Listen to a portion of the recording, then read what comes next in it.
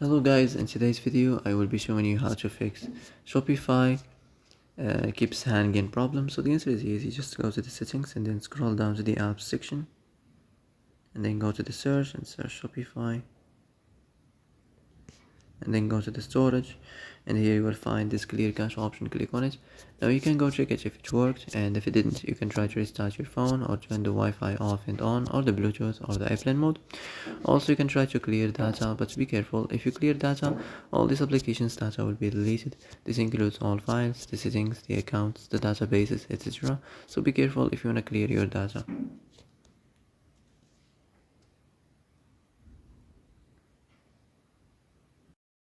And that's it for today's video. I hope this is the answer you've been looking for.